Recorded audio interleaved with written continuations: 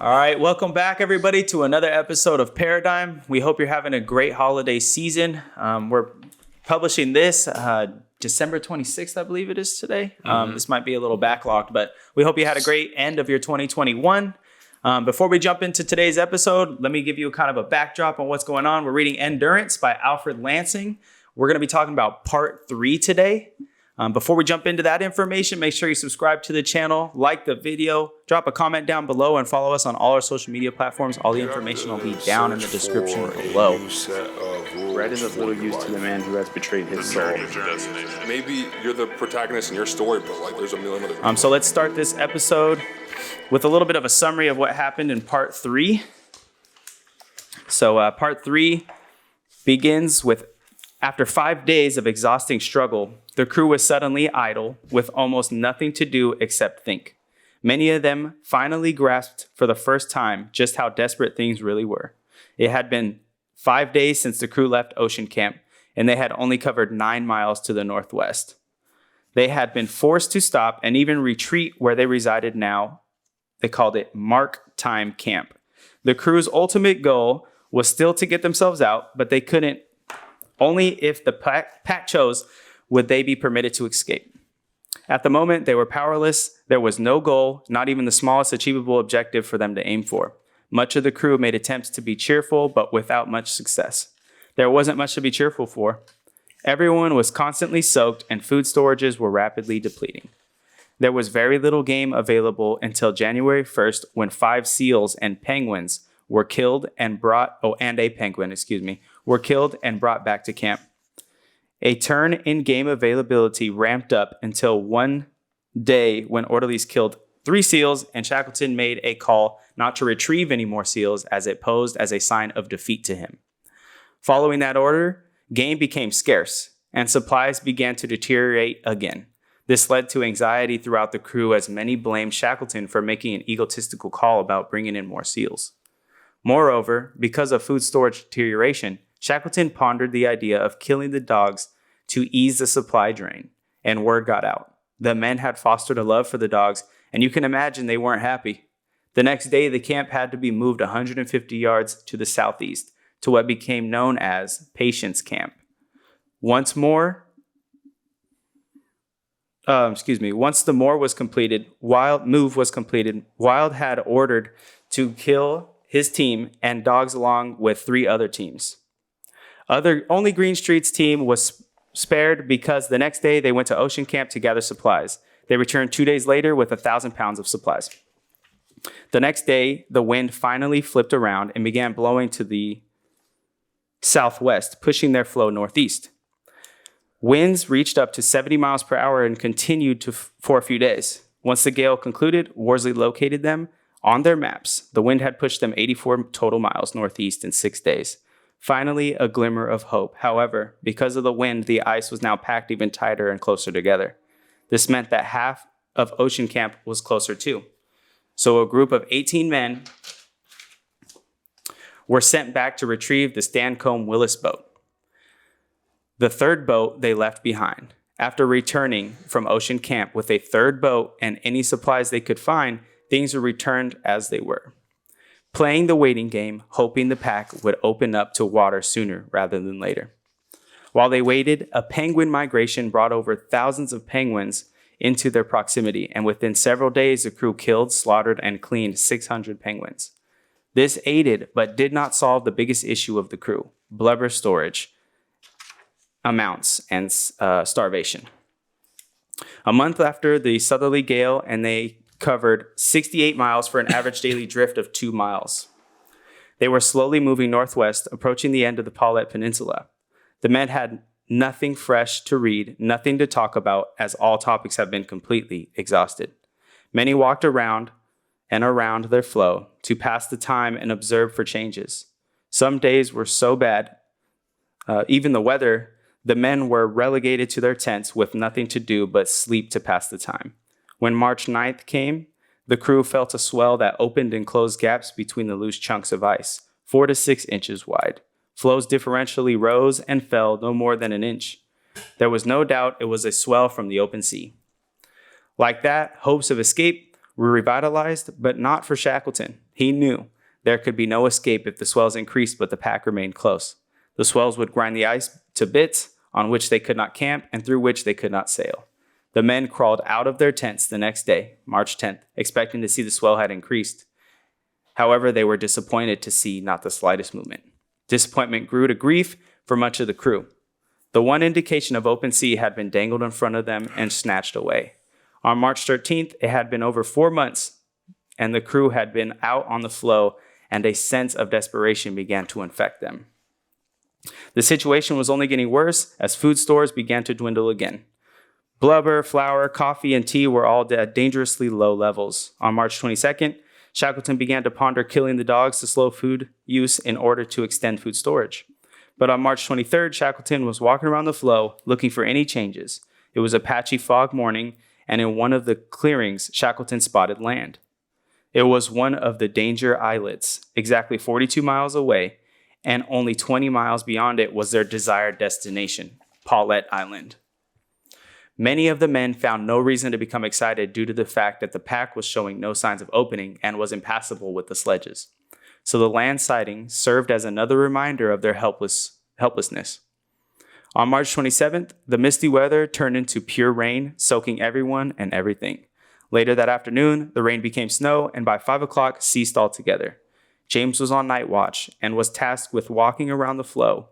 He detected some movement in the ice, which he described as a very distinct swell, slowly lifting the floe, and at 5:25 the next morning, the floe finally split. Within seconds, all the crew members stumbled out of their tents to see 2 large cracks in the floe. In addition to that, the whole pack was rising to a swell. The crew ran and fetched the James Caird boat, and by then, cracks down the center of the floe had widened to 20 feet in some places. Several men jumped across in smaller areas and tossed their stores of meat back to their floe. By 6:45 a.m., everything was safely across the cracks, but another large crack formed as the crew was preparing for breakfast, this time directly beneath the James Caird and 100 feet from the tents. The boat was brought closer to the tents, and breakfast was resumed. Upon conclusion of breakfast, an 11-foot-long sea leopard made an appearance on the edge of their floe. Wild killed it with his rifle, and with one shot, the crew had a 2-week supply of blubber and 1,000 pounds of meat. Within its stomach, there was 50 undigested fish left aside for the crew's next meals. Unfortunately, the time had come with no possibility of going back to Ocean Camp to kill Macklin's dog team. But now, not for nothing, as once all the dogs were killed, they were used for steaks and were thoroughly enjoyed by the crew. On April 3rd, another sea leopard was killed, and the morale of the whole crew improved.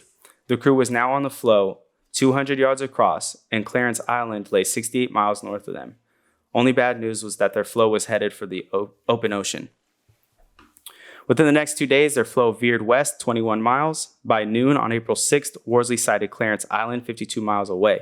The sea around the floes were teeming with life, killer whales, penguins, and many types of birds. On the evening of April 6th at 6:45 p.m., there was a heavy thump and their floe split underneath the James Caird. The James Caird and the other 2 boats were brought closer to the tents, and when it was over, their floe had dimensions of 100 by 120 by 90 triangle. The swells continued to beat on their floes, and at 10:30 p.m. on April 6th, Shackleton's voice rang out, "Strike the tents and clear the boats." Once complete, the crew awaited further orders as the swells pounded their floes. At 12:40, Shackleton ordered, "Launch the boats." How long would there be open water for them to sail? Even as they rowed away from Patience Camp, the ice began to close. So that concludes the summary for part 3.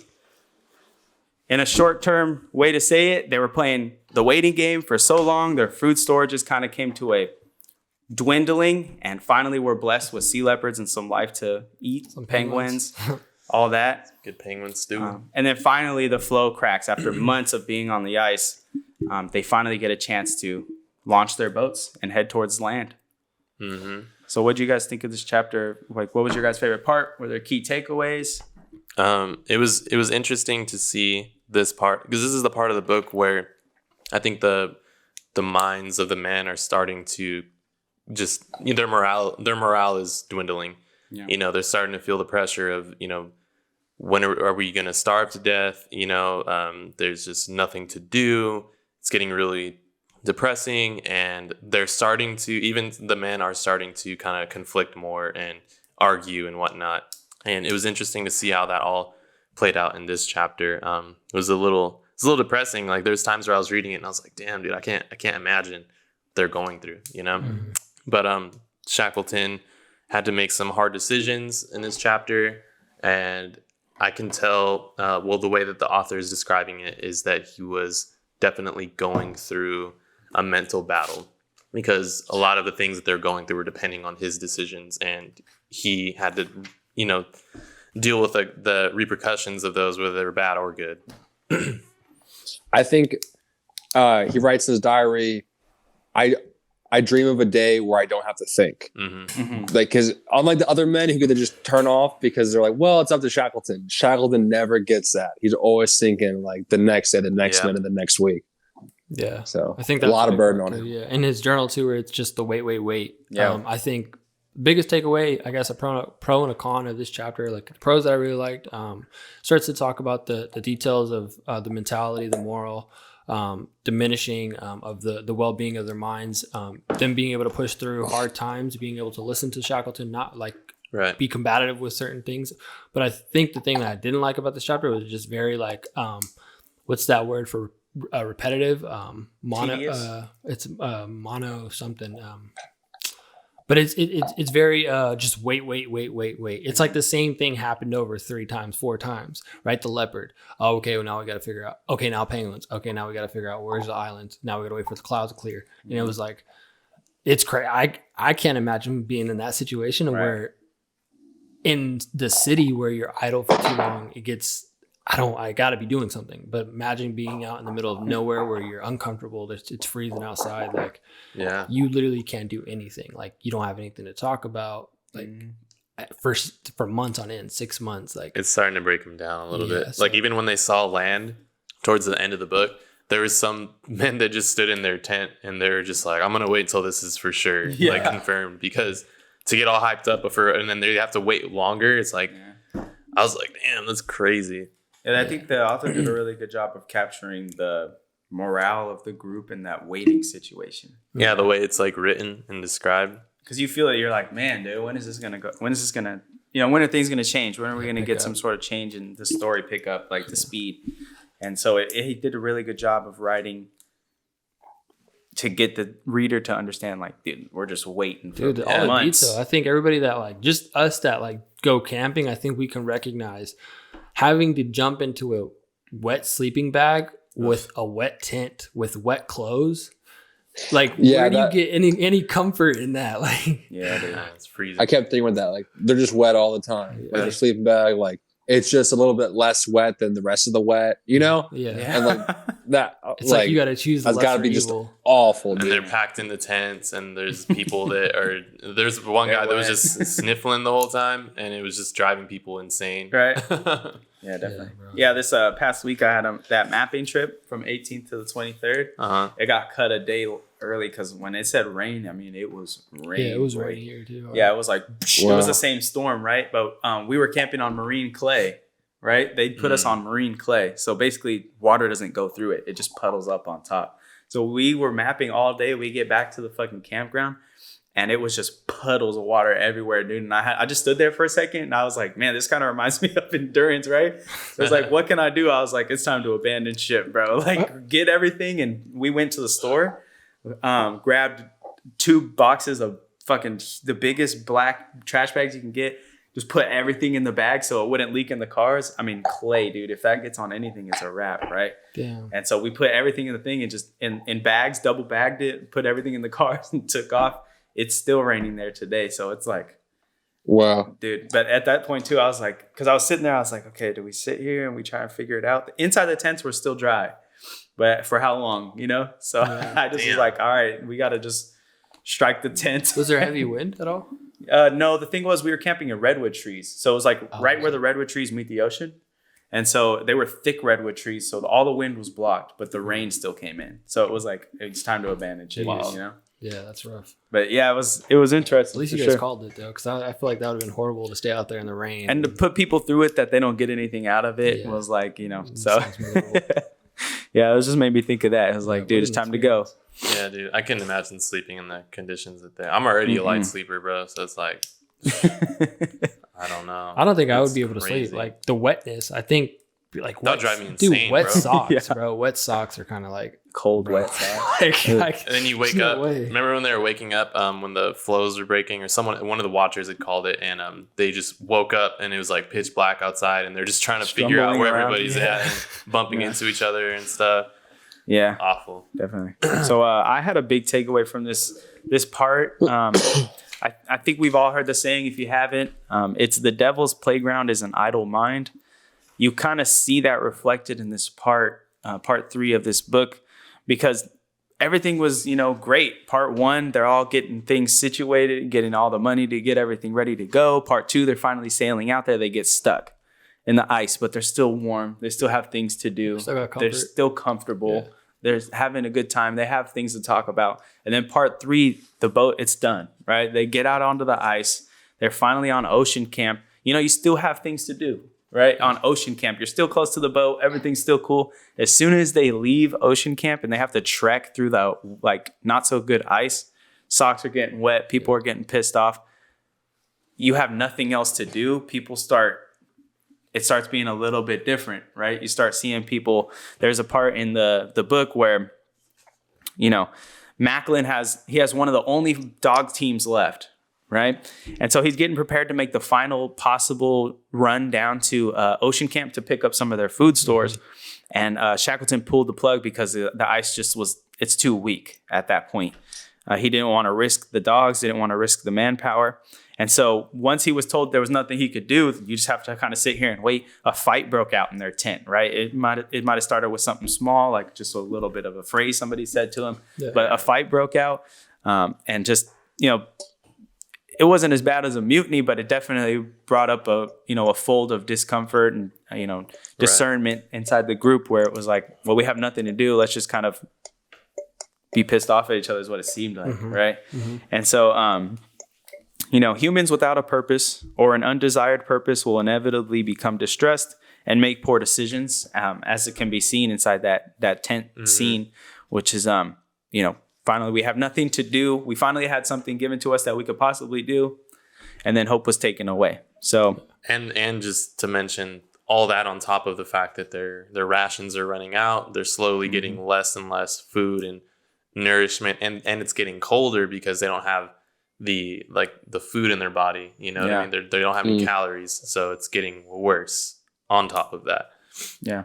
And I did notice that they did have a little bit more sense of morality when they did have things to do, even if it was just like killing the leopard or getting the penguins, it seemed like they were all like, all right, at least we have a task to do. Yeah, the irony in that is they talked about, or I'm not sure if the author just mentioned it or if they actually talked about it with amongst each other while they were on their adventure, but the group that tried to do it before, that kind of went crazy because they had nothing to do, and then their ship goes under, and now they're in that position, and now they're on the brink of like going crazy or actually remaining sane. But obviously, the further you read into the book, luck goes into their favor, right? They stay faithful, but luck is playing a huge part in helping them out.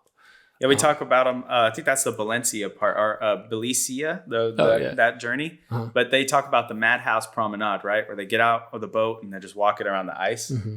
And they literally had to do that too, all day, every day. If they're not in their tents, what were they doing? Just walking around the flow. Yeah. And at one point, they were forced to do that because the flow kept breaking up. Right, like someone had to be on watch because if everybody's sleeping, what if the ship breaks and everybody just goes under? Everybody goes under. Mm-hmm. Yeah, so they were subjected to their own Madhouse Promenade in their own way.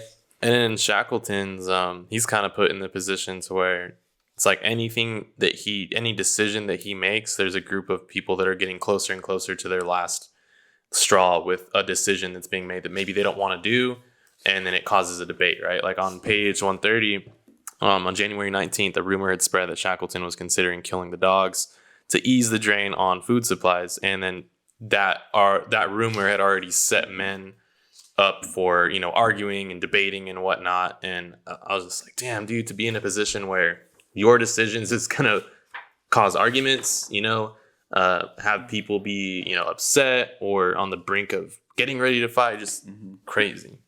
Do you have something you wanted to say, John? Well, with the dog things, they were just complaining because, like Jay said, that I don't mind something to do. It's new information, something they could like complain about. But when the order was given to kill the dogs, like I don't think anybody complained once. Right.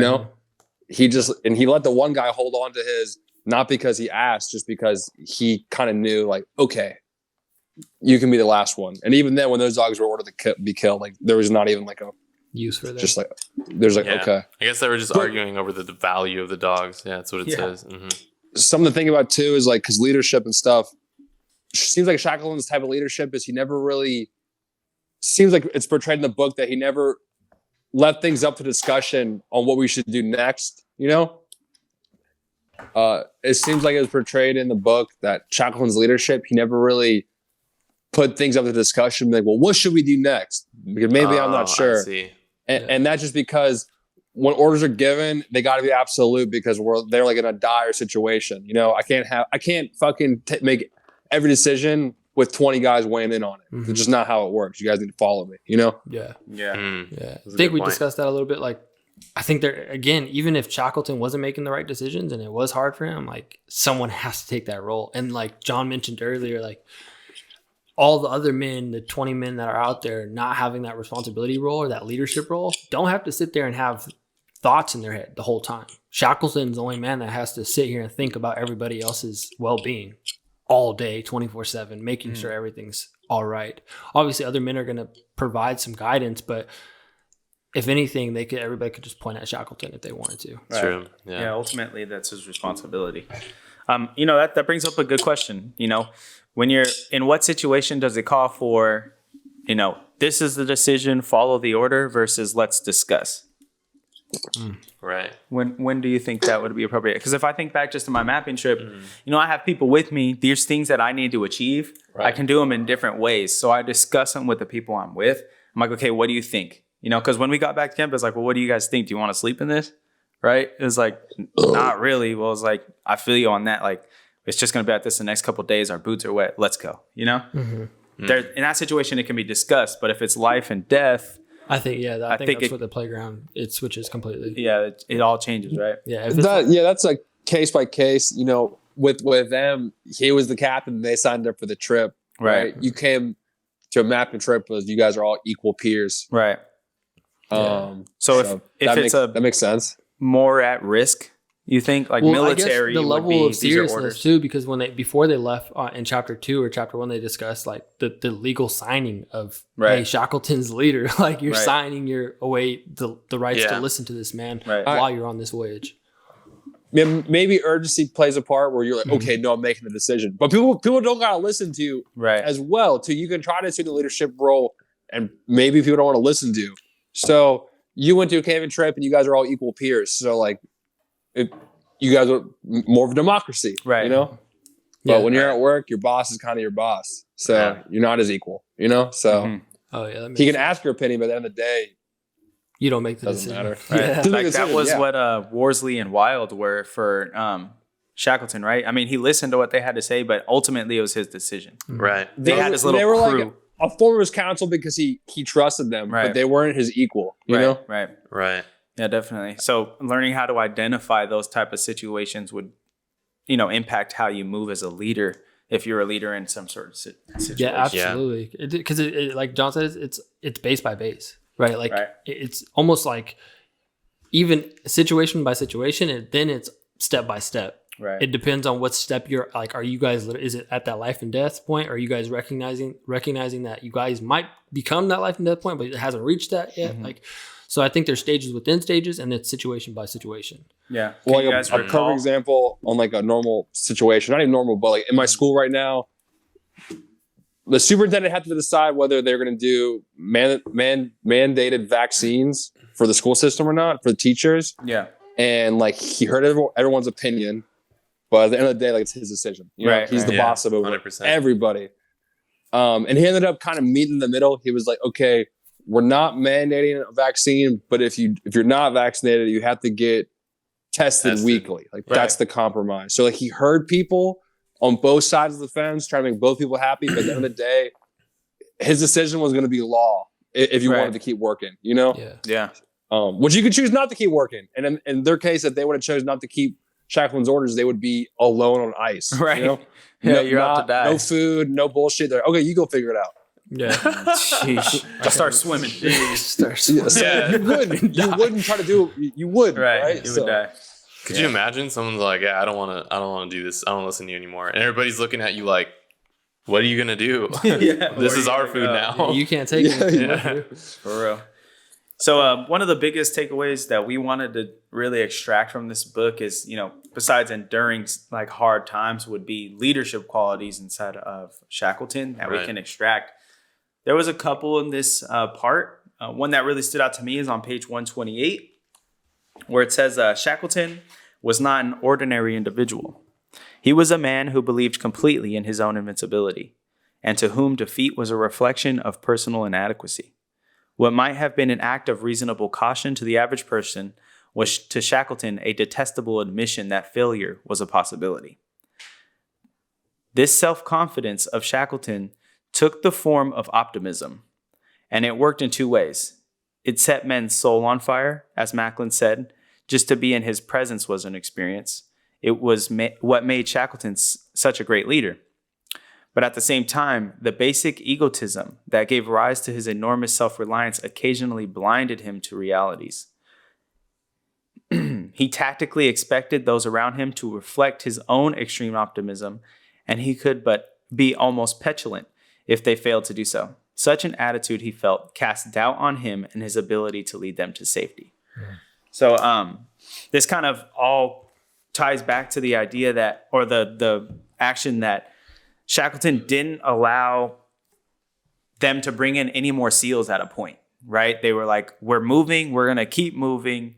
So if we just keep adding meat to what we're moving, it's just going to be heavier, right? So he was like, all right, no more capturing meat. And then immediately following that became just a scarce time for meat. So just supplies started dwindling, right? So I think John had a really good question related to this.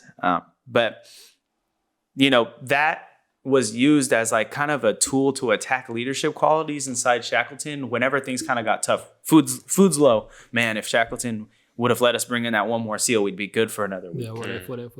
Right? What if? But, you know, I think John had a really good question about this leadership quality. Yeah. So I guess the question is either being a leader or someone that you've seen, whether you're a follower and the leader had to make a decision, but after the fact, it ended up being the wrong decision, right? And you're like, Monday couch, you know, coach and be like, I would have done the other thing, you know, obviously. Being a leader, sometimes you make a decision and it's wrong. And you got to be able to face your team and be like, okay, that was wrong. But we got to move forward. Complaining about it's not going to work out. And I'm not going to apologize. I'm trying my best, you know? Right. It's really easy to make the right decision hindsight. Right. And that's why I think one is a good thing that Shackleton didn't leave decisions up to democracy. You know, he was like, hey, and he never apologized about it. Just even with myself, you know, this is my first year being a teacher and I got to be like a leader for all these kids. And I got to teach them welding, like an actual skill. And sometimes like, I got to backtrack on like how I teach them something, or if I'm giving them advice to do something and they fuck it up. And the reason why they fuck it up is because my advice, I'm like, sorry, dude, I thought it was going to work out. Like you didn't know better. You thought I did. And I tried to give you my best option and it didn't work out. So we're going to try this. Like it's just what it is, you know? Yeah. So, but I got to tell them, at least for me, I tell them, hey man, I made a mistake. That was my bad. You know, I didn't know. Yeah, I think a leader is always that person that give you like the sense of guidance and to feel like, yeah, I know people want to believe that, or like when we do seek guidance, we do want our guider or our person, our leader to be right 100% of the time. Obviously, that's not realistic. And obviously for Shackleton's situation and the men wanting to be hesitant to be like, what if this, he would have took the meat and we would have got more, like, to debate that is like going against everything you've led up to this point. You've let Shackleton get you here. You've let him, so everything could be Shackleton's fault, but at the same time, you have to also accept the responsibility that you accepted his guidance. Right. You accepted that could be wrong, but we don't want to accept that. We would like to put the responsibility on somebody else that has more experience, that has the leadership quality.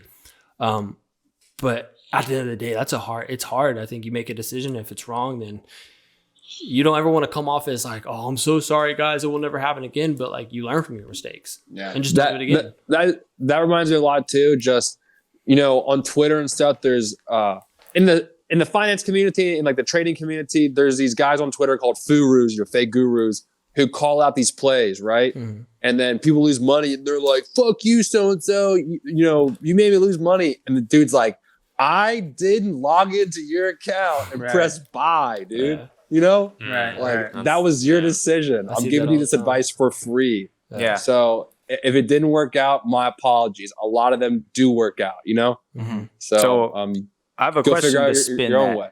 So I think where we were kind of getting at is if our leader is wrong, right, at work, or if we're a leader, how do you want them to address that wrong?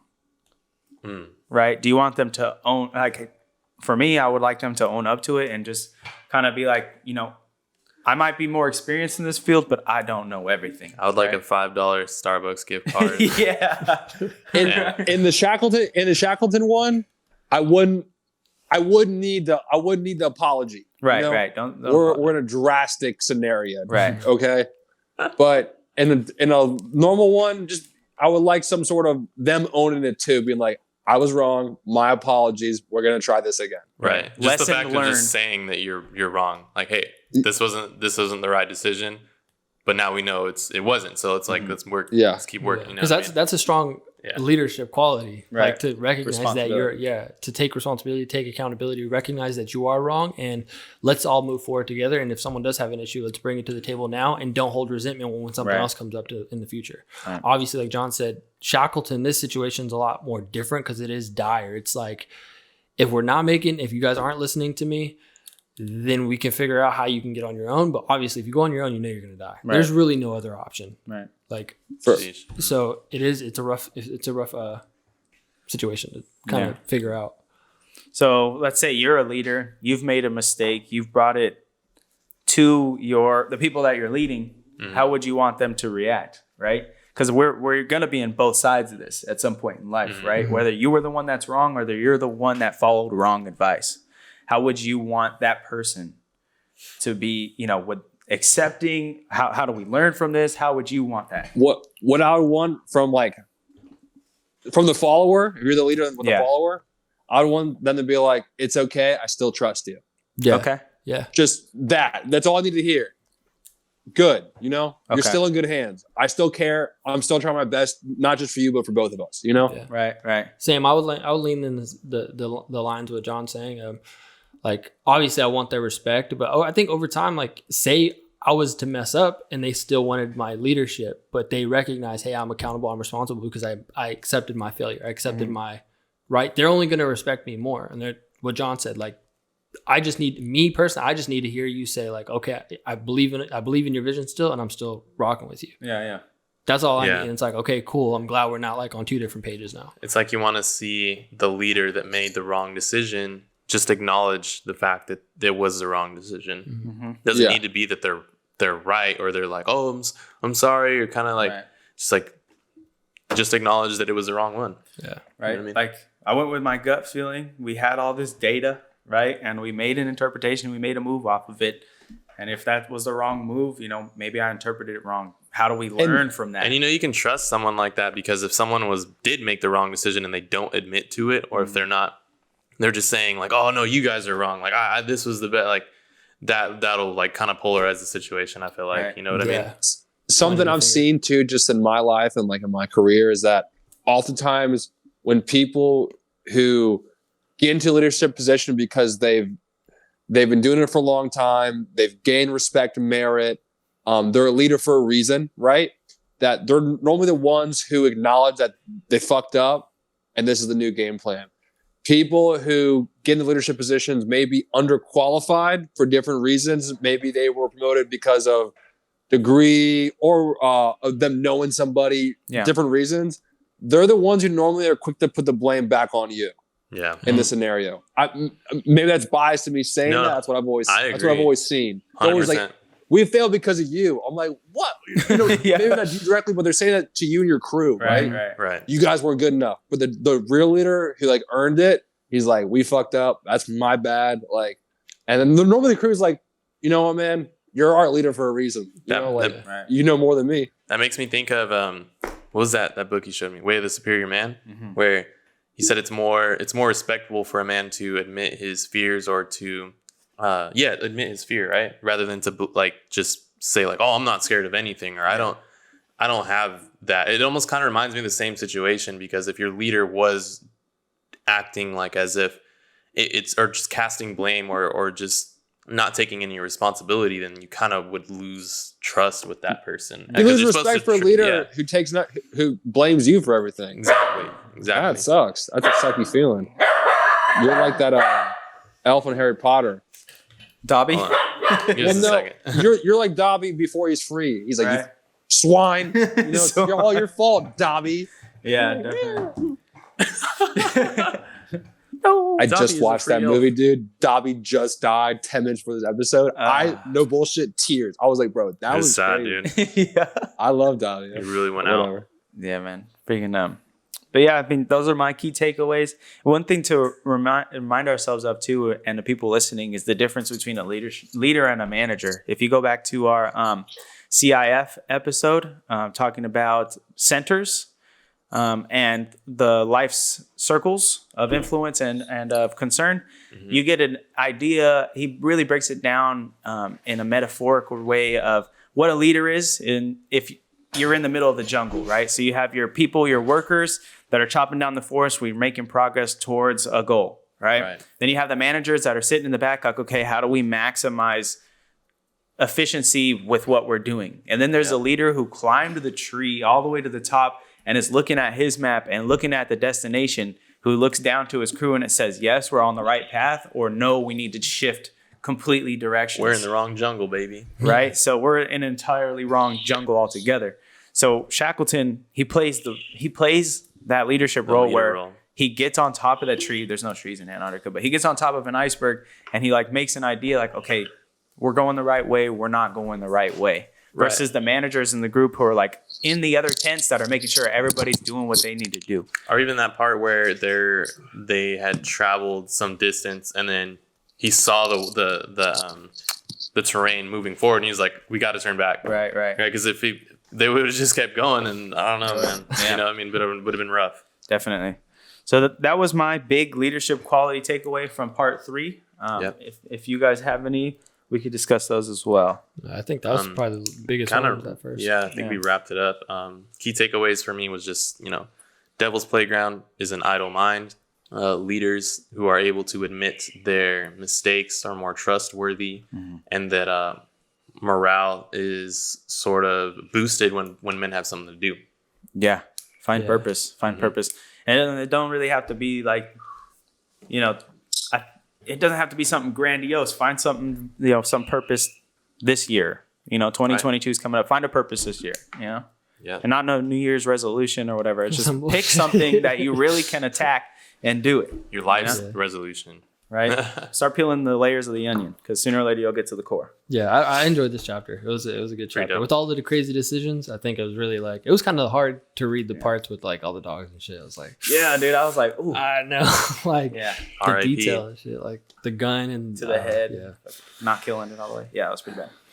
But anything else you want to mention, John?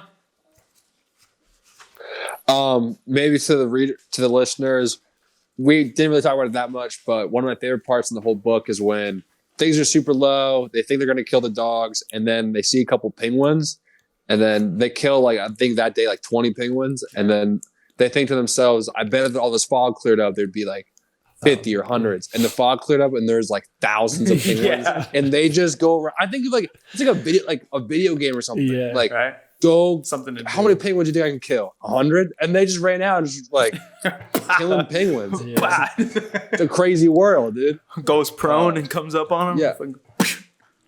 Yeah, it was pretty crazy. I think the shittiest part about all that though is they didn't get as much meat as they thought. Like obviously it was They were food. tiny. They're like chickens. Chickens. For real, Kill no 100 fat either. chickens. And there's what 27 men that they have to eat. 28. Yeah. The Penguins had no leader. The leader didn't call out that You gotta go. half of their family was getting murked on the side. Yeah, I think they I was totally ended up I getting looked that 600. up. Like the animals weren't scared of them because they're not a predator, so Right. they didn't care of the human. They're just like, "Bruh." Hell yeah. That's funny. All right. So with that, I'll take us out. Yeah. Yep. Take us out. Perfect. All right. Sounds good. Thank you so much for watching this episode, guys. We hope you really enjoyed it. We talked about part 3 from Endurance. Pick up this book. It's really, really good story. Things you would never think about, going to the Antarctic, surviving on ice on top of the ocean. It's just stuff you would never think about. So highly recommend you read it. Really good stuff. It was written by Alfred Lansing. So before we take off, we want to remind you, subscribe to the channel, like the video, hit the little bell by the subscription. Smash that like button. Like the video, comment down below. All our social media information will be down in the description below. And always remember that the work you put in now equals who you will be tomorrow. Peace. Peace out. Peace.